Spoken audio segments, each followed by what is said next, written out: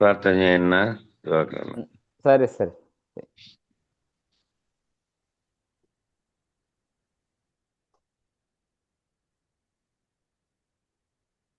జై గురు. చేసేసి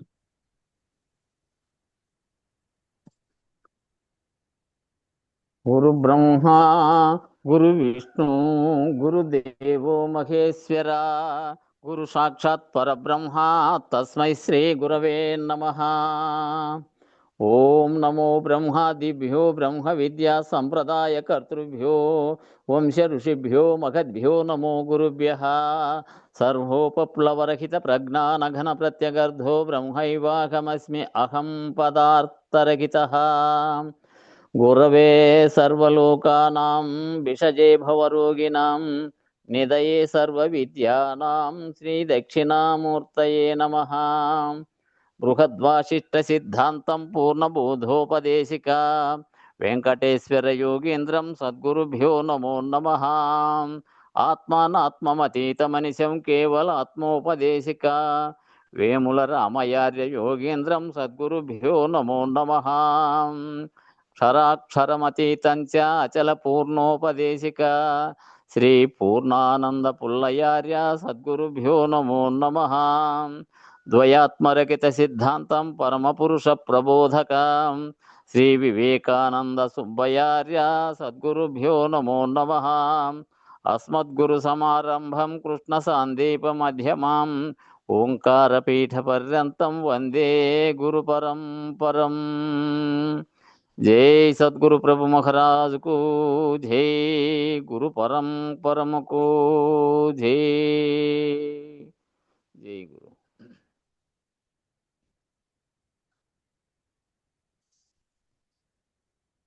జ్ఞాని అయ్యే లక్షణం. బ్రహ్మమందాత్మైక్య భావంబు జలసితే అజ్ఞాన వృత్తులు ననగుచుండు. అజ్ఞాన వృత్తులు ననగిన పిమ్మట అవివేక వృత్తులు ననగుచుండు.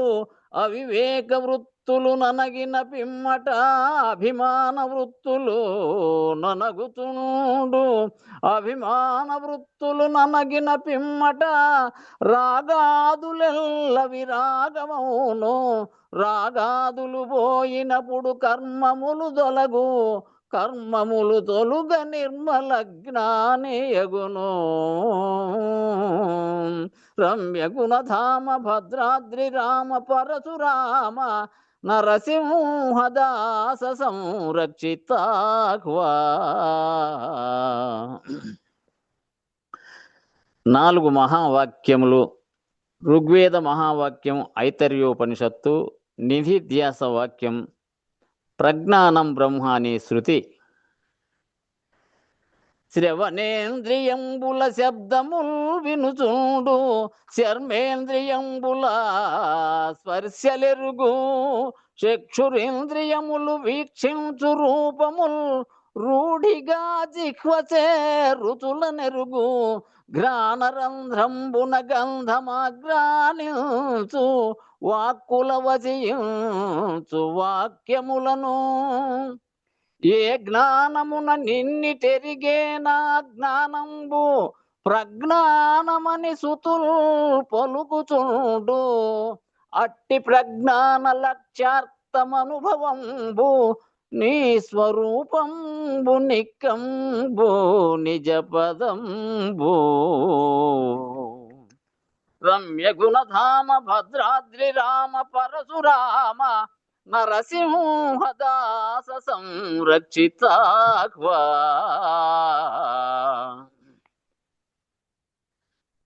భారతీపతి రమాపతి పార్వతీపతి వాసవాద్య కిల దేవతలయందు.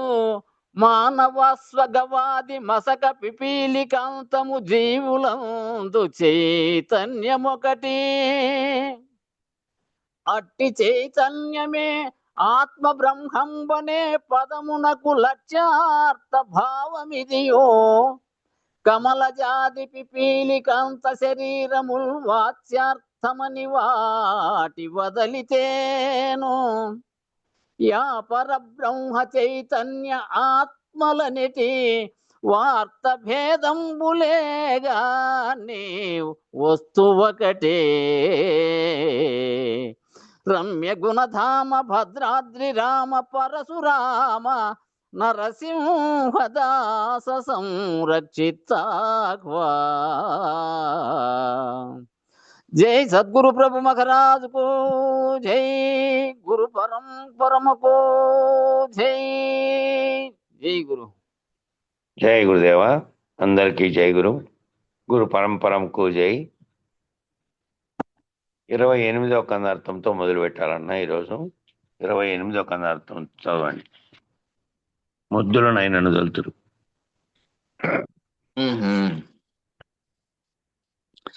మొద్దులనైనను దొల్తురు బద్దుల బద్ధత్వమడవి పాల్చేతురు. మీ వద్దకు వచ్చిన గని పరిశుద్ధపు బోధోక్తమైన సూక్తులు గుప్పే. అందుకు తగిన యుక్తులు చెప్పి పెద్దాలచే మీ ప్రసిద్ధిని విని వస్తి. దిద్దుడినే వట్టి బుద్ధిహీనుడ నన్ను సూక్తులు గుప్పే.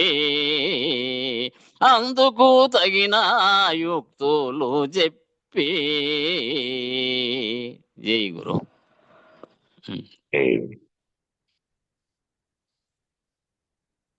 శిష్యుడు చెప్తున్నాడు, స్వామి, ఓ ప్రభు స్వామి, మీ వద్దకు వచ్చిన వారికి కరుణచే ద్రాష్టాంతములతో పరిశుద్ధమైన అచల బోధన తెలిపి వారి వారి ముద్దత్వమును బద్ధత్వమును అడవి పాలు గావించరని పెద్దలచే మీ ప్రసిద్ధిని విని వచ్చినాను. నేను బుద్ధి లేని వాడను కనుక నన్ను కృతార్థుని చేయవలసిందిగా ప్రార్థించదనని భావం.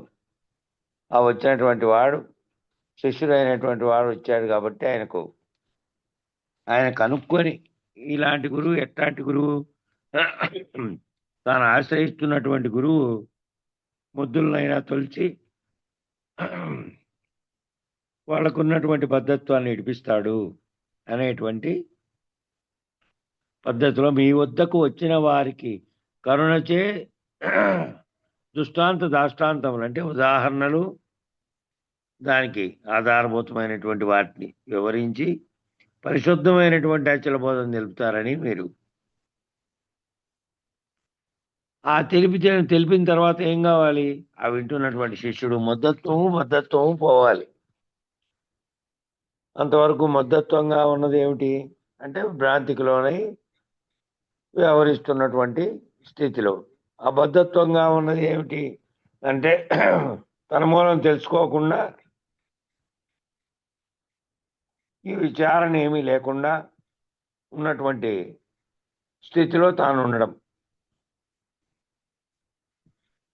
అంటే ఆ అజ్ఞానత్వంగా ఉన్నటువంటి స్థితిలో నుంచి ఆ స్థితులను అన్నిటి పోగొట్టి అడవి పాలు గావించుడని పెద్దలచే మీ ప్రసిద్ధిని విని వచ్చిన నేను. కాబట్టి నేను బుద్ధి లేని వాడను అంటే అజ్ఞానంతో ఉన్నటువంటి వాడిని. జగత్తే నిజమని దాని వ్యవహారంలోనే వ్యవహరిస్తూ సత్యాన్ని తెలియకుండా ఉన్నటువంటి వాడిని కనుక నన్ను కృతార్థుని చేయమని ప్రార్థించినటువంటి భావం. ఆ నిజ శిష్యుడు పై కందార్థంలోను ఈ కందార్థంలోను, ఆ 2 కందార్థాలు అంతకంటే ముందున్న కందార్థంలో ఈ కందార్థంలోను రెండిట్లోనూ మొదలు అచలము ఎరిగించదనేటువంటి నిజగురువును ఆశ్రయించి వారిని శరణాగతి చేసి వారి యొక్క సామర్థ్యాన్ని తాను గుర్తించిన రీతిలో, సామర్థ్యాన్ని గుర్తించడం అంటే 10 మంది ఆల్రెడీ వాళ్ళ దగ్గరికి పోయి వస్తూ ఉన్నారు అటువంటి శిష్యులు కొంతమంది. వారిని అడిగినప్పటికీ వారి ద్వారా తెలుసుకొని గురువు ఎటువంటి స్థితిలో ఉన్నటువంటి గురువు ఆయన మన అజ్ఞానం పోగొట్టి భ్రాంతులు పోగొట్టి మనల్ని ఏదైనా మార్పు చేయగలడా అనేటువంటిది ఎవరైనా అడిగింటారు. కాబట్టి వారి చేత తెలుసుకొని నేను వచ్చాను అని చెప్తున్నాడు. అట్లా తాను గుర్తించిన రీతిలో ప్రణతి చేసేటువంటి పద్ధతిని కందార్థాల్లో వివరిస్తున్నాడు. మొద్దులనైనను తెలుతురు. ఇది ఒక ఆశీర్వచన వాక్యం. అలాగే ఒక సూచన వాక్యం కూడా. ఎలా అంటే ఒక శిల్పం చెక్కాలంటే అన్ని కర్రలు పనికిరావు, అన్ని రకాల మొద్దులు పనికిరావు. ఉదాహరణ చెప్పాలంటే ప్రపంచమంతా ఇవాళ క్రికెట్ ఆడుతూ ఉన్నారు. ఆ క్రికెట్ బ్యాట్లు తయారు చేయాలంటే విల్లో అనేటువంటి కర్ర మాత్రమే పనికొస్తుంది. అది కొన్ని దేశాల్లో, ఆస్ట్రేలియా లాంటి దేశాల్లో ఎక్కువగా ఉత్పత్తి అవుతుంది. దాంతో మాత్రమే తయారు చేస్తారు. చాలా కఠినంగా ఉంటుంది, మళ్ళీ బరువు ఉండదు పెద్దగా. కాబట్టి మిగిలిన కర్రలు పనికిరావు. ఆ కర్రలు కేవలం హిమాలయాల్లో మాత్రమే దొరుకుతాయని అంటున్నారు, కానీ నిజానికి అంతలా ఈ మంచు ప్రాంతాలు ఎక్కువగా ఉండే చోట్ల అంతలక్క దొరుకుతాయి అవి. ఆ కారణం చేత హిమాలయ ప్రాంతంలో ఉన్న అనేక గ్రామాల్లో ఈ విల్లో చెట్ల ద్వారా బ్యాట్లు తయారు చేస్తారు. అనేక గ్రామాలకు ఇదే పని. ప్రపంచవ్యాప్తంగా అవి పోతాయి కాబట్టి ఆ చెట్లు గట్లలో ఇంకా అడవిలో పెరిగినవి తీసుకురావడం, తయారు చేయడం. మరొక ఉపమానం ఏమిటంటే మంచుగంధపు చెట్లు కొన్ని చోట్ల మాత్రమే దొరుకుతాయి. ఆ మంచుగంధపు చెట్లు కొన్ని చోట్లే దొరుకుతాయి, అంతటా దొరకవు. అలాగే రక్తచందనం చెట్లు కొన్ని చోట్ల మాత్రమే దొరుకుతాయి. మన ఎర్రచందనం అంటారే అది.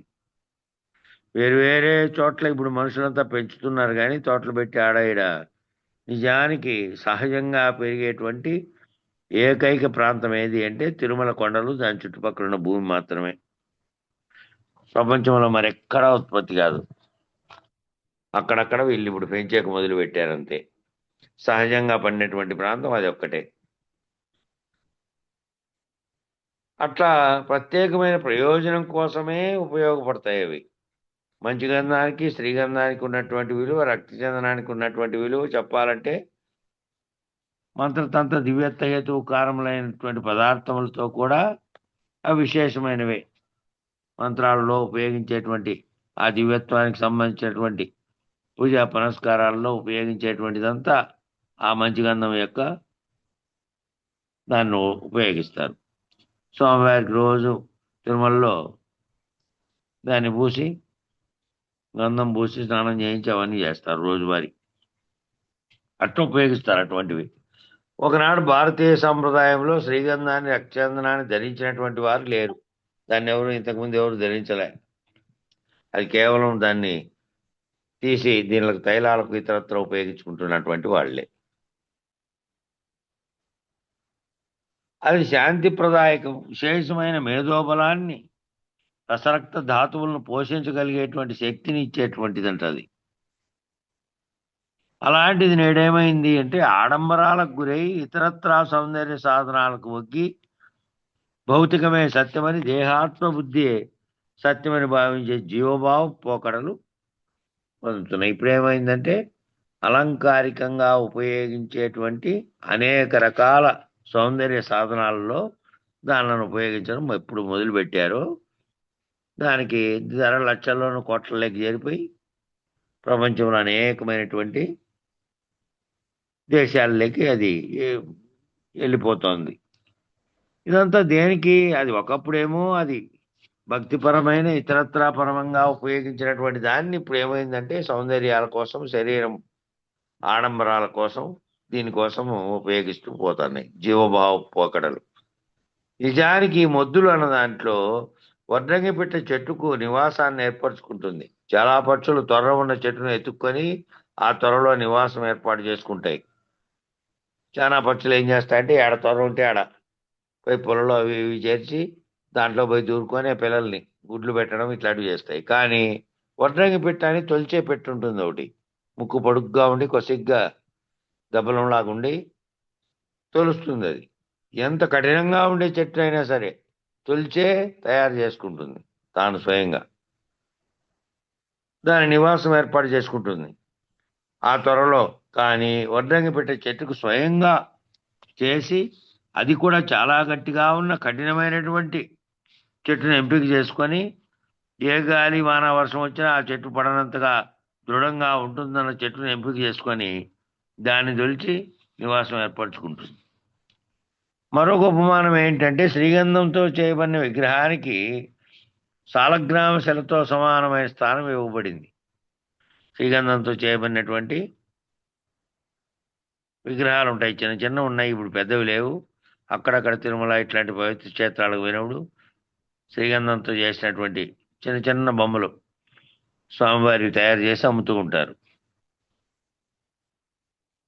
అట్లా స్థానం ఇవ్వబడింది. సాలగ్రామంతో చేయబడిన శిలతో ఏర్పాటు చేసినంత విలువ ఇవ్వబడింది దీనికి కూడా. మూల విరాట్టుకు శిల్పం శ్రీగంధంతో చెట్టుతో నిర్మించబడుతుంది. కొన్ని చోట్ల విగ్రహాన్ని కర్రదాంతో చేసే వాళ్ళేమో ఆ మూల విరాట్టుగా పెట్టేదానికి శ్రీగంధం యొక్క చెక్కతో చేసినటువంటి దాన్ని పెడతారు. అటువంటి ఎంపిక చేయబడిన సత్శిష్యుడు, నిజ శిష్యుడు నిజమైన నిజ గురువు చేతిలో, పరమ గురువు చేతిలో తీర్చిదిద్దబడతాడు. అటువంటి రాయి లాంటి వాడైనా, అటువంటి చెక్క లాంటి వాడైనా సత్శిష్యుడు అయి ఉండాలి. ఉత్తమమైన శిష్యుడు పడితే ఆ నిజమైనటువంటి శిష్యుడు అంటే అర్థం ఏమిటి? తనకు ఆర్తితో తాను పొందాలి, ఈ విధమైన ఈ బోధన తెలుసుకోవాలనేటువంటి తపనతో ఎవరైతే చేరాడు అటువంటి శిష్యుడు అటువంటి గురువు దగ్గర పడితే తీర్చిదిద్దబడతాడు. ఈ విగ్రహాలను ఆ ముద్దులుగా ఉన్నదాన్ని ఏ విధంగా అందమైనటువంటి శిల్పంగా తయారు చేసి దానికి జనులంతా మొక్కేటట్టు తయారైందో ఆ రీతిలో ఈ శిష్యుని తయారు చేస్తాడు ఆ గురువు. తీర్చిదిద్దబడతాడు. ఎందుకంటే ముందు దాంట్లో చెప్పాడు కదా, ముందు కందార్థంలో లోకులు బలి శబాష్ అనేటట్టుగా నిన్ను తీర్చిదిద్దుతానని పైన ఆశీర్వచనం చెప్పిన కందార్థంలో ఉంది. పదుగురు నిన్ను చూసి బలి శబాషి త్రోవ ఎదురు లేదనేటట్లు అదిగో నేను చేసేదా. పదుగురు కూడా 10 మంది చూసి నిన్ను శబాష్ అనేటట్టుగా ఇది మంచి త్రోవ, దీనికి ఎదురు లేదనేటట్టు నేను తయారు చేస్తాను అనేటువంటి ఆశీర్వచన వాక్యం ఇచ్చాడు. ఈ వాక్యంలోనేమో ముద్దుల ఆ ఆశీర్వచన వాక్యానికి ముద్దుల దులుతురు మీరు, దీనిని వాచ్యార్థంగా చూస్తే ఏమీ తెలియని వాళ్ళని ముద్దులని అంటూ ఉంటాం. ఏం తెలియదు నువ్వు ఇంత ముద్దునివి, నీకు అర్థం కాదా కొంచెం కూడా అని అంటూ ఉంటారు మామూలుగా లోకంలో. అట్లాంటి వాళ్ళని ముద్దులు అంటుంటాం.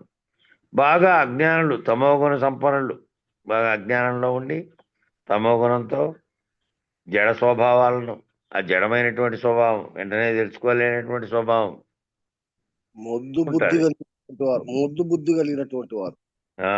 బుద్ధి కలిగినటువంటి వాళ్ళు. అంటే చెప్పినప్పటికీ 10 మంది చెబుతాన్నప్పటికీ ఏం జరుగుతోందో దాన్ని ఆకలింపు చేసుకోలే స్థితిలో ఉంటారు, ఏం చెబుతున్నారనే విషయాన్ని. కాబట్టి ఆ స్వభావంతో జడ స్వభావాలను మొద్దు అంటారంట. ఎరా మొద్దు కదలలేని ఎద్దు అని అంటూ ఉంటారంట. కానీ నిజానికి ఇందులో లక్ష్య అర్థం అని సూచన ఉంది. గురువు చేతిలో మలచబడడానికి కావలసిన లక్షణాలు ఉన్న శిష్యుడు ఆ మలచబడడానికి ఇటువంటి మొద్దు తీసుకుపోయి పెట్టినప్పుడు కూడా గురువు మలుస్తాడట. అట్లా ఆదిశంకర్ల శంకర విజయాన్ని మనం పరిశీలిస్తే తోటకాచార్యులు భవ శంకర దేశికమే శరణం అనే సూత్రాన్ని స్తుతి చేశారు. ఆదిశంకర్ రాసినటువంటి శంకర విజయాన్ని పరిశీలిస్తే తన గురువు గారైనటువంటి ఆదిశంకర్లను స్తుతిస్తూ, నిజానికి తోటకాచార్యులు ఏమీ చదువుకోలేదు. ఆ తోటకాచార్యులు అనే ఆయన ఆదిశంకర్ల వారి శిష్యుడు, ఆయన ఏమీ చదువుకోలేదట. వారికి అక్షర జ్ఞానం విశేషంగా ఏమీ లేదు, మామూలు సాధారణమైనటువంటి జ్ఞానమే ఉంది. పద్మపాదాచార్యులు, సురేశ్వరాచార్యులు వీరితో పోలిస్తే ఆ పద్మపాదాచార్యులు సురేశ్వరాలు కూడా వారి శిష్యులే, ఆదిశంకర్ల శిష్యులు. వారితో పోలిస్తే తోటకాచార్యులు విశేషమైన భాషా పాండిత్య జ్ఞానం ఏమీ లేదు. వారికి అర్థం అవుతాయి అని, కానీ స్వయంగా ఆశువుగా చెప్పగలిగే శక్తి లేదు. ఆ మిగిలిన వాళ్ళు ఆశువుగా చెప్పగలిగినటువంటి పాండిత్యం వాళ్ళకుంది, ఇతనికి లేదు. వారిలో ఆ విధమైన మార్పుని దర్శన స్పర్శన సంభాషణల ద్వారా స్వయంగా ఆదిశంకర్లు వారి హృదయంలో ప్రవేశించడం ద్వారా, ఆ శిష్యుడు శరణాగతితో వచ్చాడు కాబట్టి శంకర్లు వారు ఏం చేశారు, వాళ్ళ హృదయం లేక ఆయన హృదయం లేక ప్రవేశించి తోటకాచార్యుల హృదయంలో ప్రవేశించడం ద్వారా వారిలో ఈ విధమైనటువంటి మార్పును తీసుకొచ్చి ఉన్న ఫలాన ఆ క్షణంలోనే వారికి ఆ పాండిత్య గురిని అబ్బేటట్టు చేసి వారిని చతురామ్నాయ పీఠాలలో ఒక పీఠాధిపతిగా కూడా ఏర్పాటు చేశారట. ఒక పీఠానికి ఆయన స్థాపించినటువంటి పీఠాలలో ఒక పీఠానికి ఆయన అధిపతిగా ఉండేటట్టు కూడా మార్పు చేశాడట. ఆ తోటకాచార్యులు చేసినటువంటి ఆదిశంకర స్తుతిని అందరినీ పాటించమని ఆనతి వేశారట. ఆయన ఊరికే పాడుకుంటాడే, ఆయన ఇతర పండితుల్లాగా భాషాపరమైనటువంటి పాండిత్య జ్ఞానం లేకపోయినప్పటికీ ఆయన కూడా ఆ గురువు గారి దగ్గర గురువు చేత మలచబడినటువంటి శిష్యుడు అయిపోయాడు కాబట్టి తనకేది వచ్చిందో అట్లా ఓ స్థుతిని పాటించాడు. తత్వం తానే అల్లుకొని పాడడం, వామంచారి వెంకటరమణప్ప అల్లుకొని పాడినట్లు. కవికుండే లక్షణాలు లేకపోయినప్పటికీ కవితాపరమైనటువంటి ఛందోబద్ధత ఇవన్నీ ఉన్నాయా లేదా అని కూడా ఆయన ఏం చూసుకోడు. ఓ తత్వం అల్లాలనుకుంటే తత్వం అల్లేస్తాడు అప్పటికప్పుడు, అంతే. అట్లా అంటే భావం మాత్రం ఉంటుంది ఈ పద్ధతులు పాటించకపోయినప్పటికీ. అట్లా తోటకాచార్యులు కూడా తయారు చేశారట ఆయన ఆదిశంకర్ల స్తోత్రాన్ని. తయారు చేస్తే మీరందరూ కూడా దాన్ని చదువుకోండి అని చెప్పారట గురువుగారు ఆదిశంకర్లు వారు. ఆ మిగతా పండితులంతా ఈయన రాసిన మేము చదువుకోవాలన్నట్లు అనుకుంటచ్చు బహుశా. కాబట్టి అది అందరినీ పాటించమని ఆనతి వేశారట. ఆయన రాసినటువంటి దాన్ని మీరందరూ అని చదవమని. కాబట్టి మొద్దులైనను దొలుతురు అనేది మన కళ్ళ ముందు కనపడేటువంటి శంకర విజయంలో ఉన్నట్టు గొప్ప విశేషం. ఆ గురువు గారు ఆ విధంగా మలచగలిగినటువంటి శక్తి ఉంటుంది. అట్లా మలచగలిగినటువంటి శక్తి గురువు గారికి ఉంటుంది. అది దాంట్లో ఉన్నటువంటి గొప్ప విశేషం. ఇట్లే బుద్ధ భగవానుడు అనేక మంది మహానుభావులు భారతావనిలో భూమండలం మీద అనేక మందిని తీర్చిదిద్దిన సందర్భాలు ఉన్నాయి. భారతదేశంలో అనేక మంది బుద్ధ భగవానుడు లాంటి వాళ్ళు మన భారతావనిలో పుట్టి గురువులుగా ఎంతోమంది ఈ రోజు వరకు ఉత్పన్నం అవుతూనే ఉన్నారు. వాళ్ళు ఎంతో మందిని మొద్దులు లాంటి వాళ్ళని తయారు చేస్తూనే ఉన్నారు. అట్లా తీర్చిదిద్దిన సందర్భాలు అనేకం ఉన్నాయి మన దేశంలో. విశేషమైన ధీశక్తిని కలిగినటువంటి వారిని తీర్చిదిద్దడం ఒక ఎత్తు అయితే, విశేషమైనటువంటి ధీశక్తి వాళ్ళలోనే సొంతంగా ఉన్నటువంటి వాళ్ళు అట్లాంటి వాళ్ళని తీర్చిదిద్దడం ఒక ఎత్తు అయితే,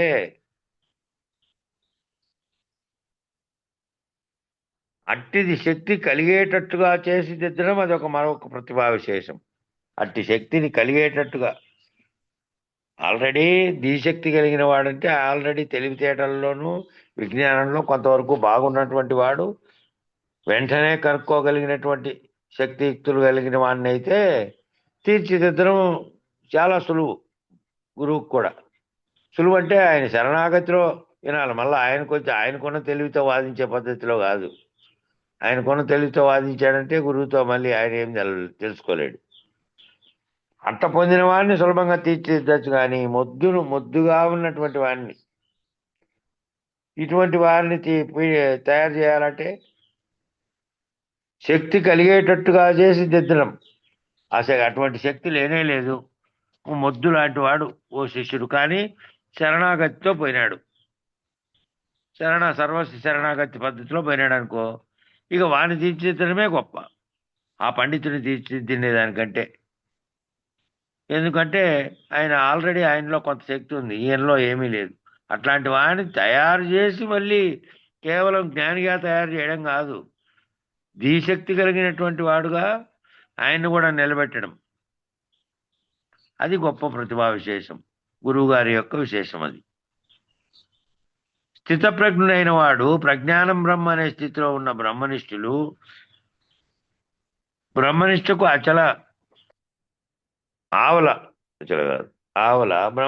ఆవల ఉన్న దేశికులు, ఎరుకను విడిచిన వారు, బయలుయందున్న వారెవరో అట్టివారు సంకల్పరీత్యా తమ సంకల్ప శక్తిని ఇతరులకు సంక్రమింపజేయగలిగేటటువంటి సమర్థులు. సహజ నిర్వికల్ప సమాధి అయిన మహానుభావులకు ఈ శక్తి ఉంది.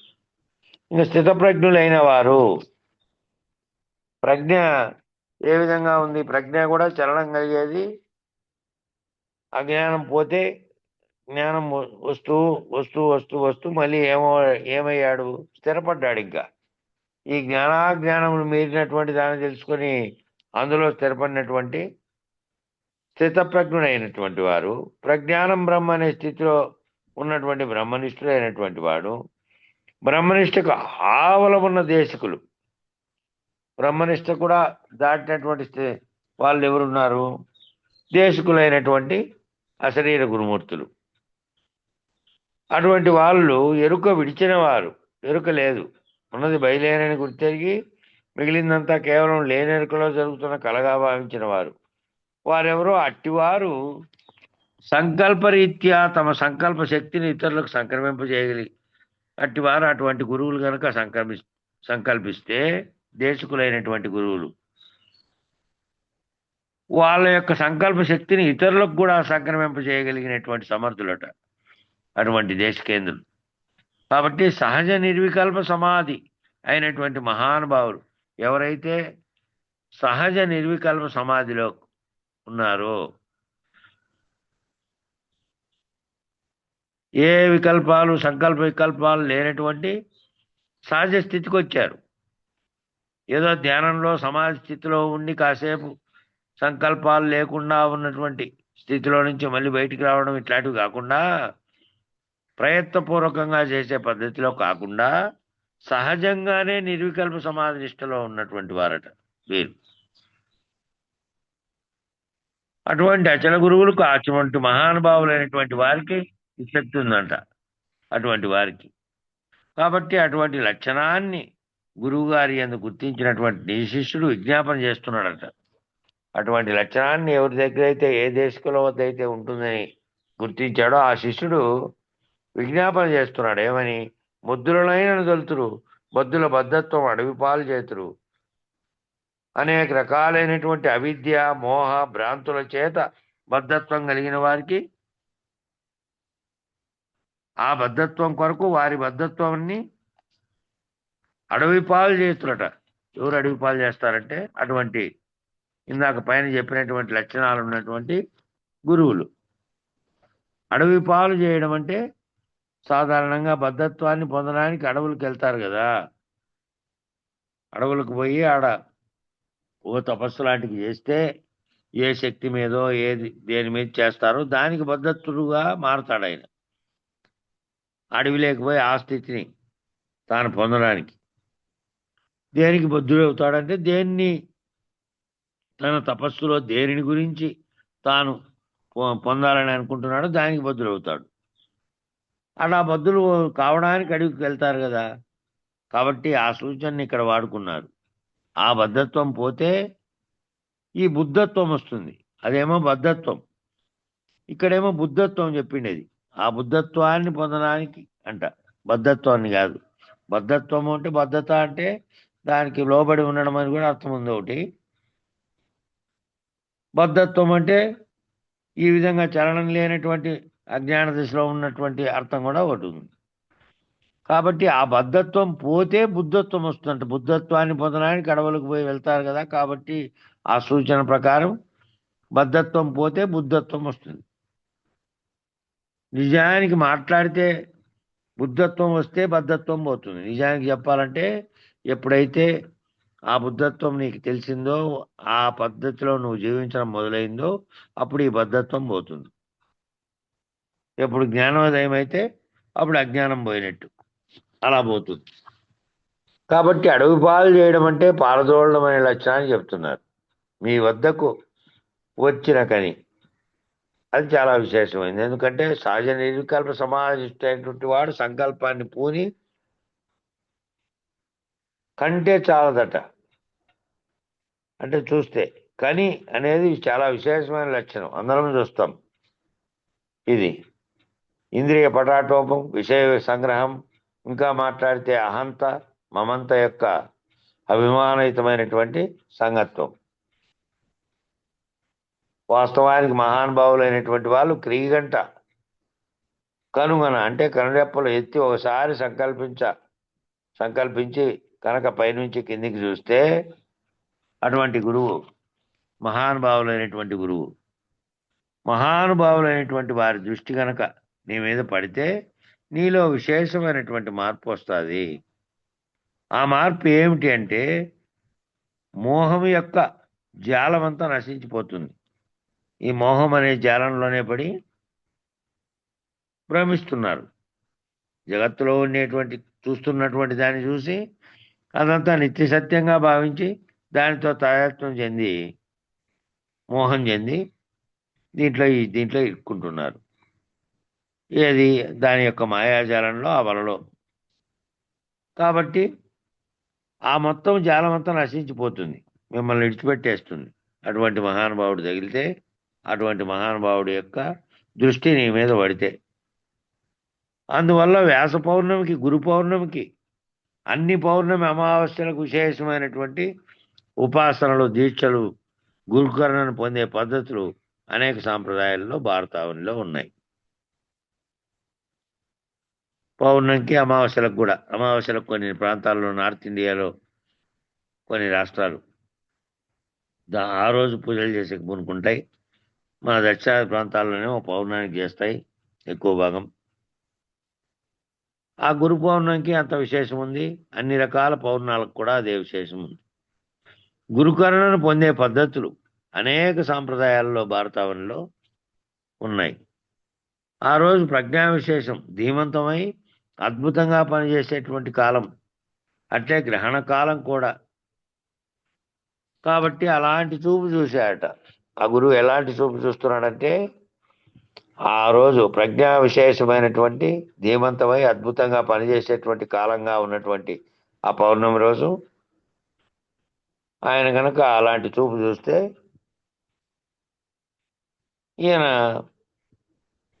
ఈ మొత్తం అంతా ఆయన దృష్టి పడిన తర్వాత ఈ మోహజాలం అంతా తొలగిపోతుందట.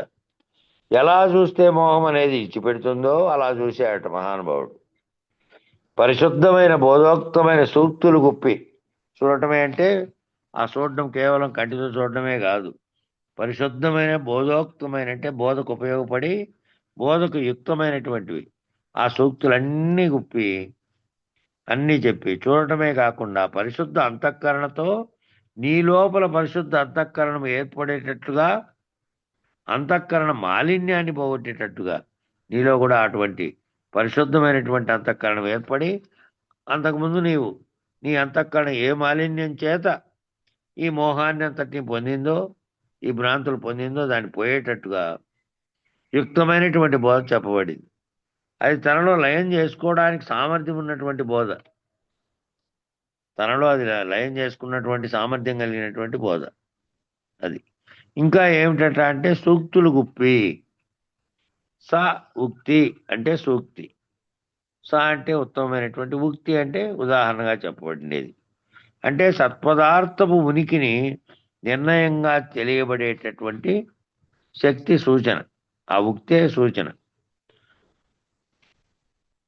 సూక్తి అంటే సా అనే పదము, ఉక్తి అనే రెండు పదాలు దాంట్లో ఉన్నాయి. ఇది సూక్తి. సత్పదార్థ నిర్ణయం అయితే గాని అసత్ అభాసగా తేలదు. సత్పదార్థం ఏదో తెలిస్తే గాని అసత్పదార్థం ఏదో తేలదు. ఏది అసత్పదార్థంగా ఉంది, ఏది సత్పదార్థంగా ఉండి సర్వమునకు కారణమైన చైతన్యంగా ఉన్నది. బింబ పద్ధతి తెలిస్తే గాని ప్రతిబింబం ఆభాస అనే నిర్ణయం తెలియదు. బింబ పద్ధతి తెలిస్తే గాని అది ఆభాసగా ఉంది, కేవలం దీని చేత ఇది ఉంది కాబట్టి ఆ వెలుగులో, ప్రకాశంలో కనపడుతుంది. అది ఆభాస అంటే అది ఇంకొక దాని యొక్క వెలుతురులో ప్రకాశించడం, తనకు సొంతంగా అదే ప్రకాశం లేకపోయినప్పటికీ.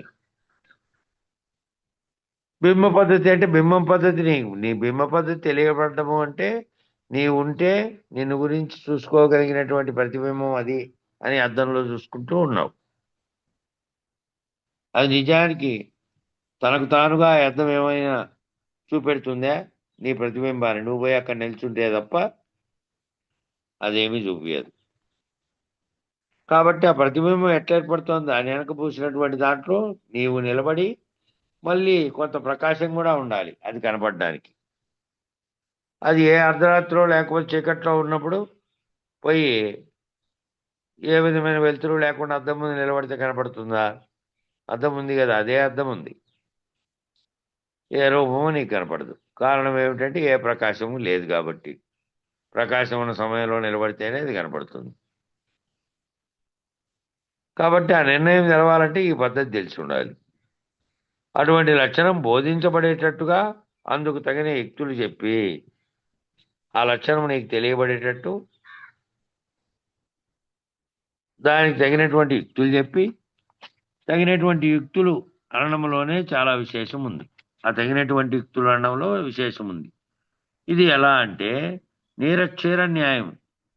ఇది ఏ విధంగా ఉందంటే నీరక్షీర న్యాయం అంటే నీళ్లు పాలు అవి రెండు కలిసి ఉంటే ఆ అంశం వచ్చి ఏం చేస్తుందంటే నీళ్ళను వదిలేసి పాలన మాత్రమే తాగుతుందట. అవి తెల్లగా కలిసిపోయినాయి, రెండు కలిసిపోయి రెండు వరకంగానే కనపడిపోతాయి. అట్లాగే భ్రమర కీటక న్యాయం. ఏ భ్రమరం అయితే దాని చుట్టూ తిరుగుతూ ఉండగా ఏ దాన్ని రక్షించుకొని చేస్తుందో ఆ రూపం పొందుతుంది. మళ్ళీ లోపల పోయి దానికి మూత వేసుకొని మళ్ళీ తాను బయటకు వచ్చినప్పుడు మరో రూపంతో బయటకు వస్తుంది. ఇక్కడ పాయింట్ హంస తాగేది కాదు, పాలలేక కలిసినటువంటి నీళ్లు కూడా పాల రకంగా పాలలాగే కనపడతాయి, కానీ దానిలో అయితే అంశ అయితే వేరు చేసుకొని తాగుతుంది. రూపంలో కనపడేటప్పుడు రెండు ఓ రకంగానే కనపడతాయి మనకు. అంటే అజ్ఞానంతో ఉండబడినటువంటి ఆ శిష్యుడు జ్ఞానిగా తయారు చేస్తాడు ఆ గురుమూర్తి అని. రెండు ఒకటేగా అయిపోతాయి ఎన్ని పాలు నీళ్లు. అట్లా అట్లా ఏకత్వ స్థితిలో కనపడతాయి.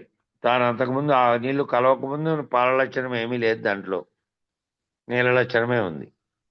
గురువు గారి పాల లక్షణం ఉంటే ఆ రెండు కలిసిన తర్వాత రెండు ఒకటిగా అయిపోయినటువంటి స్థితి కనపడేటట్టు చేశారు. మళ్ళా మర్కట కిశోర న్యాయం, మార్జాల కిశోర న్యాయం గురించి ఇలా అనే న్యాయములు రెండు పద్ధతిలో ఇంతకుముందు చెప్పాం దీనిలో. మర్కట కిశోర న్యాయం అంటే కోతి ఆ పిల్ల తనకు ప్రయత్నం చేతనే గట్టిగా పట్టుకొని భయం చేత పట్టుకొని పోతే అది నేర్పుతుందని తనకు తానుగా చూసి నేర్చుకోవాల్సిందే అది. మార్జాల కిశోర న్యాయంలో మార్జాలమే గట్టిగా పట్టుకొని ఆ పిల్లలకి అన్ని నేర్పుతుంది. ఇది ఇట్లా న్యాయాలు రెండు రకాలు ఉన్నాయి వేదాంత పద్ధతిలో. రజ్జు సర్ప భ్రాంతి, సుక్తి రజిత భ్రాంతి, గగన కుసుమ భ్రాంతి, శశివిశాన భ్రాంతి, ఇలా అనేక రకమైన ఉపమానాలన్నీ ప్రస్థానత్రయంలో బ్రహ్మసూత్రాలలో విరివిగా వాడబడుతున్నాయట. రజ్జు సర్ప భ్రాంతి అంటే నిజానికి రజ్జువే ఉండగా ఆడ తాడే ఉండగా అది పామనుకున్నటువంటి భ్రాంతి. గవ్వల్లో దూరం నుంచి చూసినప్పుడు సముద్ర తీరానికి ఎవరైనా పోయి ఉంటే మధ్యాహ్నం పూట ఎండపూటలో పోతే నిలువుగా దాని మీదకి ఆ వెలుగుబడి దూరం నుంచి అని మెరుస్తూ ఉంటాయి. అది వెండి అనుకుని భ్రాంతి చెందేది. గగన కుసుమ భ్రాంతి అంటే గగనంలో కుసుమం అనే పదం వాడారు కానీ గగనంలో ఏ కుసుమము లేదు. అది వర్షం వచ్చినప్పుడు దాని మీద కనుక కాంతి కనుక ఆ సమయంలో సూర్యకాంతి ఉంటూ ఉన్న సమయంలో కనుక వర్షం వస్తే ఒకటి కనపడుతుంది ఆ పైన ఇంద్రధనస్సు లాంటిది. అది అనేక రంగుల్లో పుష్పంలా కనపడచ్చు కానీ అది కేవలం భ్రాంతే. కేవలం ఈ ఏర్పడినటువంటి చూపులో సూర్యరశ్మి అక్కడ తుంపర్ల మీద పడి ఏర్పడినటువంటిది అది. నిజానికి అటువంటిది పుష్పం ఏమీ లేదు. శశివిశాన భ్రాంతి. కుందేలు పరిగెత్తడానికి ఏదైనా అలికిడి జరిగితే తన చుట్టూ ఏదో వస్తుంది అని నిక్కబడుచుకొని చెవులు పైకి లేచి చూస్తుంది. దూరం నుంచి చూస్తే దానికి కొమ్ములు ఉన్నాయేమనేటట్టు కనపడినప్పటికీ నిజానికి అవి లేవు. దాన్ని ఇన్ని రకాలైనటువంటి భ్రాంతులకు గురి అవుతున్నాడు. కాబట్టి ఈ రకాలైన ఉపమానాలన్నీ ప్రస్థానత్రయం అనే దాంట్లో బ్రహ్మసూత్రాలలో విరివిగా వాడబడుతూ ఉన్నాయట. ప్రస్థానత్రయం అనేది వేరే గ్రంథం ఉంది. ఇప్పుడు మన బ్రహ్మానంద రెడ్డి రాసిన ప్రస్థానత్రయం ఏమో 3 గ్రంథాలను చేర్చి ఒక చోట రాశాడు కాబట్టి దానికి ఆ పేరు పెట్టారు. నిజానికి ప్రస్థానత్రయం అనేది వేద కాలంలోనే ఒకటి ఉంది. అందులో బ్రహ్మసూత్రాలు, మళ్ళీ దానికంటే ముందు ఈ ప్రస్థానత్రయం బ్రహ్మసూత్రాల కంటే ముందే తయారు చేసినటువంటిది అది. ఆ విరివిగా ఈ పదాలు వాడారట. దాంట్లో వేదాంత బోధకి ఏం కావాలంటే భ్రాంతి రహిత పద్ధతిని అందించడం కొరకే కొన్ని చోట్ల అతిశయోక్తిగా కనపడినప్పటికీ కొన్ని చోట్ల అవి వాడేటువంటి పదాలు, ఉపమానాలు ఎటువంటి అంటే అతిశయోక్తిగా ఉంటాయి.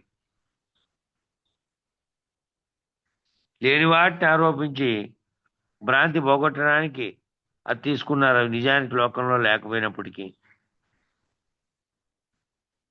నిజానికి మనలో ఉన్న భ్రాంతిని నిడిపించడానికి, ఔన్నత్యాన్ని అందించడానికి సరైనటువంటి సూక్తులు అవి. ఆ యుక్తులు ఎందుకు వాడారు అంటే అవి వాటిని పోల్చి మళ్ళా నీకు ఉదాహరణగా చెప్పి అజ్ఞానాన్ని పోగొట్టడానికి. వార్తిక పద్ధతిలో అటువంటి యుక్తులకు చాలా ప్రాధాన్యత. వార్తిక పద్ధతిలో అంటే నిర్ణయాత్మకం చేసేటువంటి, వేదాంతంలో నిర్ణయాత్మకం చేయాలంటే ఆ పద్ధతిలో యుక్తులకు చాలా ప్రాధాన్యత ఉంది. ఆ యుక్తులు చెప్తే గానీ ఆ యుక్తుల్లో ఉన్నదాన్ని మళ్ళీ పోల్చుకొని అతను నిర్ణయాత్మక స్థితిలోకి రాలేడు. కాబట్టి నిజానికి నిజ శిష్యుడు నిజ జీవితంలో అనుక్షణం తన మనసులో అంతరంగంలో ఏర్పడుతున్నటువంటి చైతన్య పరిణామంలో, చైతన్య వికాసంలో ఏర్పడుతున్న అంతర్ముఖ ప్రయాణంలో కలుగుతున్నట్టు అనేక రకాల పరిణామ విశేషాలతో గురువాక్య స్మరణతో నడవలసినటువంటి అవసరం ఉందట. కాబట్టి నిజ శిష్యుడు ఏం చేయాలంటే తన జీవితంలో అనుక్షణము తన మనసులో అంతరంగంలో ఏర్పడుతున్నటువంటి చైతన్యము అంటే పరిణామంలో అది మార్పు చెందాలి. చైతన్యం ఒకే రకంగా అంటే ఊరికే చూసి ఏదో తన చుట్టూ ఉన్న వాటిని మాత్రమే గమనించుకునే స్థితిలో నుంచి ఏమైతాడో పరిణామం చెందితే, ఇంకా తెలివైన వాడుగా ఎట్లా పరిణామం చెందుతాడో అట్లా చైతన్య వికాసంలో ఏర్పడుతున్న అంతర్ముఖ ప్రయాణంలో ఈ చైతన్య వికాసం ఏర్పడడానికి లోపల ముందు అంతర్ముఖ ప్రయాణం చేయగలగాలి. దీన్ని అంతటిని తనలోకి తీసుకొని భావాన్ని ఈ అంతర్ముఖ ప్రయాణంలో కలుగుతున్నట్లు అనేక రకాల పరిణామ విశేషాలలో గురువాక్య స్ఫురణతో నడవలసిన అవసరం ఉంది. ఈ అంతర్ముఖ ప్రయాణంలో ఏం చేయాలి? లోపల జరుగుతున్నటువంటి ఆ పరిణామ విశేషాలు ఆ విశేషాలన్నిటినీ గురువాక్య స్ఫురణతో లోపల అంతర్ముఖంలో ఏం చేయాలి? గురువాక్య స్ఫురణతో ఆ జ్ఞాపకంతోనే నడవాలి. ఆ గురువాక్యం ఏం చెప్పిందో అది నిరంతరము దాన్నే జ్ఞాపకం ఉంచుకొని నడవాలి. ఆ పద్ధతిలో అంతర్ముఖంలో అటువంటి గురువాక్య స్ఫురణను అందుకొని కల వదలి మేల్కొలవలసిన అవసరం ఉన్నది. అటువంటి గురువాక్య స్ఫురణను అందుకొని తాను ఏ విధంగా వదలాలి అంటే కళను వదులుకొని మేల్కొలవలసిన అవసరం ఉన్నది. మామూలు కళల కంటూనేమో నిద్రపోయినప్పుడు శరీరంలో నిద్రించినప్పటికీ దాంట్లో సూక్ష్మ స్థితిలో ఉన్నటువంటి తేజస్సు వలన తైజస్సుడు అనేవాడు కలగంటున్నాడు. అటువంటి కళ కాకుండా ఇటువంటి కళ గురువాక్య స్మరణ చేత ఈ కళ జాగ్రత్తలో జరుగుతున్నటువంటి జగత్తు, పెన్నాడ బ్రహ్మాండములు అనేటువంటి మొత్తం కళను మానేసి అవి లేనటువంటి స్థితిలో, అవి ఉత్పత్తే పుట్టనే లేదనే స్థితిలో, అది పుట్టకముందు కూడా పుట్టినప్పుడు కూడా తర్వాత కూడా ఉన్నది అచలమే, ఉన్నది చెల్లించకుండా ఉన్న బయలేననేది తెలుసుకొని మేల్కోవాల్సిన అవసరం ఉంది. గురువాక్యం చేత నిజమైన మెలకువలో మేల్కొనాలి.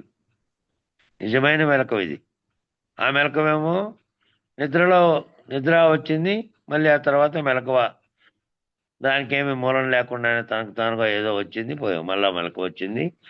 అది వ్యవహారంలో, జీవ వ్యవహారంలో జరుగుతుంది. ఆ మేల్కువ కాదు. నిజమైన మెలకువ ఏంటి అంటే గురు మెలకువ చేత మేల్కొంటే ఏ కళ అయితే జగత్ అనే కళ, బ్రహ్మాండమైన కళ, ఈ జాగ్రత్త అవస్థలో పొందుతున్నటువంటి కళ, ఈ మొత్తం కలబోతుంది. నిలకడ చెందాలి. తదుపరి నేను నిరసించాలి. ఆ కళలోంచి మేల్కొన్నవాడు ఏం చేయాలి? నిలకడ చెందాలి. నిలకడ చెంది ఆ స్థితిలో తాను అచల స్థితిలో ఉండాలి. నిలకడ చెందడం అంటే అచల స్థితిలో ఉండడం. తదుపరి నేను నిరసించాలి. ఈ నేను అనేదాన్ని ఏ పద్ధతిలో ఏ రకంగా కూడా రానట్లుగా నిరసించాలి. నేనే లేకుండా అయిపోవాలి. నేను లేడు ఇంకా. నేను లేనటువంటి సర్వవ్యాప్త బయలుగా ఉన్నటువంటి ఏ పరిణామ క్రియలు లేనటువంటి స్థితిలోకి తాను నిరసించాలి ఆ నేను. కాబట్టి అట్టి స్థితిని అందించడానికి తగిన యుక్తి చెప్పి, ఈ యుక్తి అంతా దేనికి అంటే అట్టి స్థితిని అందించడానికి అనే సూచన చేస్తున్నారు.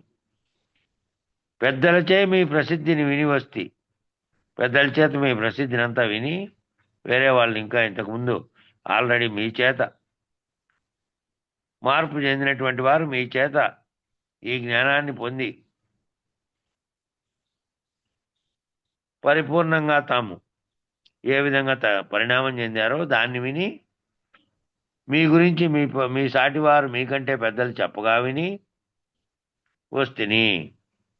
ఎవరో పెద్దలు చెప్తే, మీ ఇలాంటి వాళ్ళు చెప్తే, ఇంకా పెద్దలు కొంతమంది మీ సాటిగానే ఉన్నటువంటి వాళ్ళు చెప్తే విని వచ్చా మీ గురించి చెప్తుండగా. ఈ భూమండలం మీద ఏ స్థాయి వారు ఉంటే వారు ఆయా స్థాయి వారితో అశరీర పద్ధతిగా అంతరంగికంగా సంభాషించుకోగల సమర్థులై ఉంటారట. అంటే లోకులు గుర్తించలేకపోవచ్చు, లోకులు అది గుర్తించలేకపోవచ్చు. ఎటువంటి భావనతో వాళ్ళు ఉన్నారో అటువంటి భావన ఉన్నటువంటి వాడు అటువంటి భావంతో ఉండగలిగినటువంటి జ్ఞాని అయినటువంటి గురువును, లేకపోతే జ్ఞానుడు అయినటువంటి జ్ఞాన సంపన్నులను గుర్తించగలుగుతాడట. లోకులు ఇతరులు గుర్తించలేకపోవచ్చు. వారి యొక్క ప్రజ్ఞా విశేషాలని, వారి యొక్క విశేషాన్ని, వారి యొక్క దివ్యత్వాన్ని ఎరగలేకపోవచ్చు వేరే వాళ్ళు. అటువంటి వాళ్ళు, అటువంటి ప్రజ్ఞా విశేషాలైనటువంటి వాళ్ళు అంతరంగ పద్ధతిలో వారి యొక్క ప్రజ్ఞను గుర్తించగలిగినటువంటి స్థితిలో ఉంటారట, సంభాషించుకోగలిగిన స్థితిలో ఉంటారట అంతరంగంతోనే. అటువంటి వారి యొక్క దివ్యత్వాన్ని కానీ ఎరిగిన వారికే ఎరుక అన్నారు. అటువంటి దాన్ని ఎవరైతే ఎరిగారో దాన్ని వారికే ఎరుక అన్నారు. మరి ఎరుక ఎరిగిన వారికి తప్ప ఆ అఖండమైన మూలా ప్రకృతిని, ఆ ప్రకృతిని విడిచిన వారికి తెలుస్తుంది తప్ప పెద్దల శక్తి ఎరుక విడవని వారికి ఆ లక్షణం తెలియబడదు. ఇప్పుడు ఈ శిష్యుడుగా ఉన్నటువంటి వారు అటువంటి ఎరుక విడిచినటువంటి వారు చెబితే ఆ అఖండమైనటువంటి మూలా ప్రకృతి అనే స్థితిని కూడా విడిచినటువంటి వారు ఎవరైతే చెప్పారో వాళ్ళకు తెలుస్తుంది. కాబట్టి వాళ్ళ వల్ల ఈ అజ్ఞానంలో ఉన్నటువంటి శిష్యునికి ఈ వాళ్ళ గురించి, పెద్దల గురించి తెలిసి ఆ శక్తి విడవడానికి, ఎరుక విడవని వానికి తెలియబడదు. కాబట్టి పెద్దల చేత మీ ప్రసిద్ధిని విని వస్తుని, అటువంటి ఎరుక విడిచిన వారు ఎవరో చెప్పగా మీ గురించి అది విని వచ్చినాను అని తెలియజేస్తున్నాడు. నిజ జీవితంలో మానవుడికేమో ఇవ్వబడవలసినటువంటి ప్రమాణపత్రం ఏదైనా ఉంది అంటే ఎవరైనా ఎరుక విడిచిన మహానుభావులు, కాలరిసములైనటువంటి మహానుభావులు అన్నారు. ఇది కాలరి అనే పదం లేదు, అక్షరం ఏదో తప్పైనట్టుంది.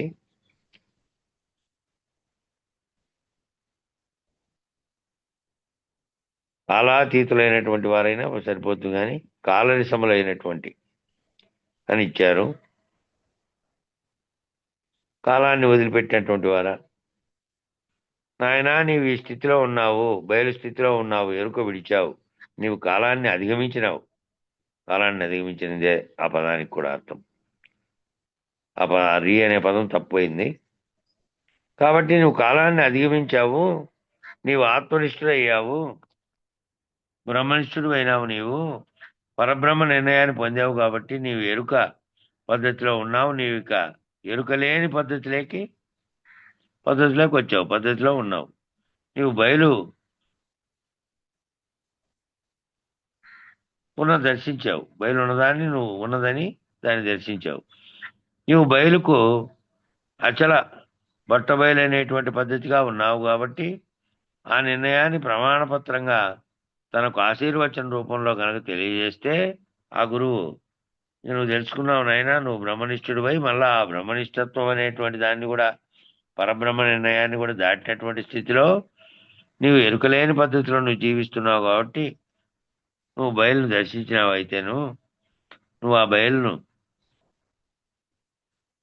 అచల బట్ట బయలు, అది కదలకుండా ఉన్నటువంటి ఏమీ లేనటువంటి అంతా ఉత్త బట్టబయలైనటువంటి స్థితిలో ఏదైతే ఉందో ఆ పద్ధతిలో నువ్వు ఉన్నావనే నిర్ణయాన్ని ప్రమాణపత్రంగా ఇస్తారట. ప్రమాణపత్రం అంటే సర్టిఫికెట్ ఇంగ్లీష్లో.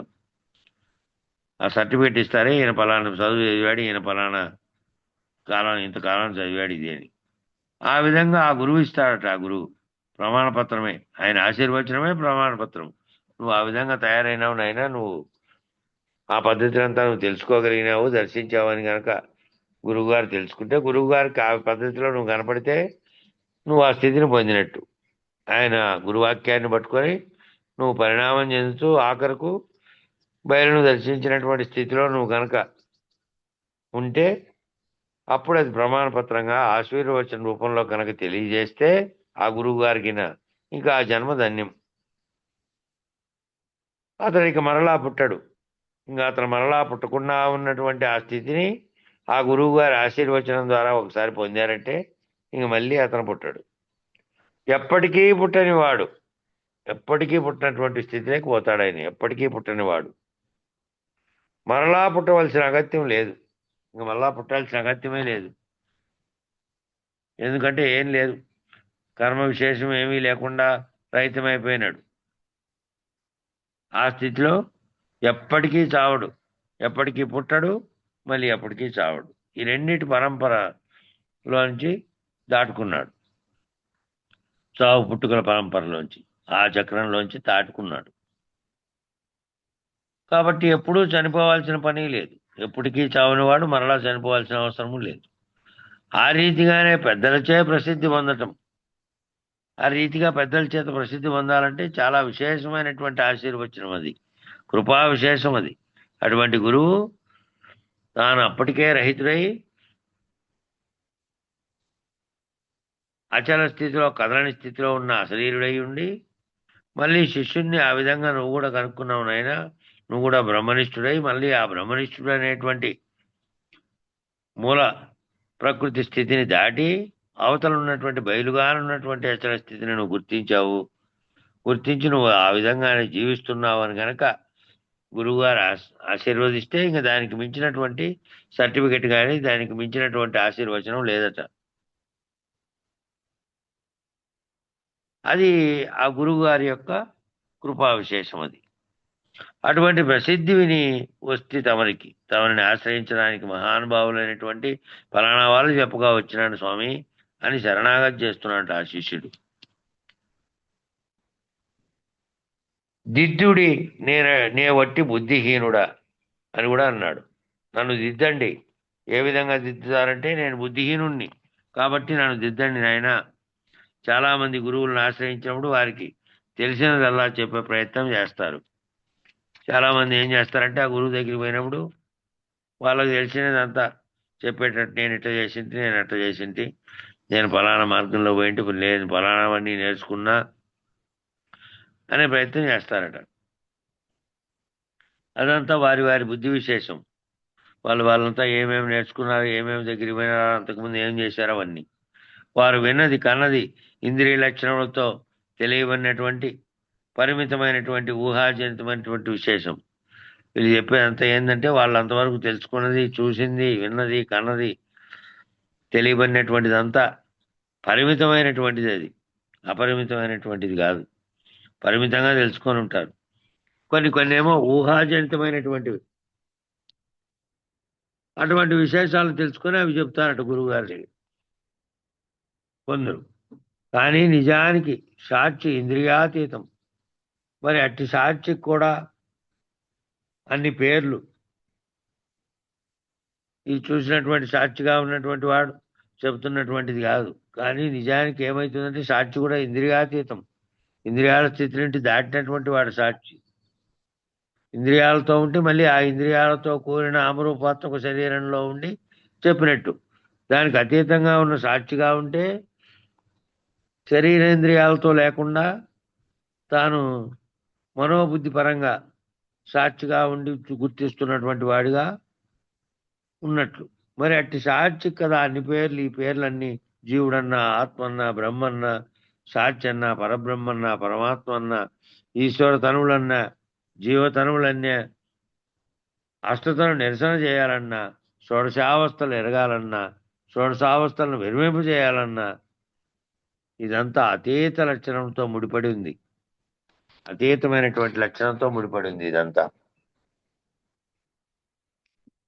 ఈ జీవుడి స్థితిలో నుంచి ఆ జీవుడన్నా, లేదా అతను జీవుడుగా కనపడుతున్నటువంటి శరీరంగా కాకుండా ఒక ఆత్మగా ఉన్నటువంటి చైతన్యంగా ఆత్మన్నా, లేదంటే సర్వవ్యాప్తమైనటువంటి దీనికి కారణమైనటువంటి బ్రహ్మం ఏదైతే ఉందో అదే నువ్వన్నా, సాక్షన్నా, లేదా నువ్వే పరబ్రహ్మం అన్నా, పరమాత్మ అన్నే, లేదా ఈశ్వరతనువులు జీవతనువులన్నే,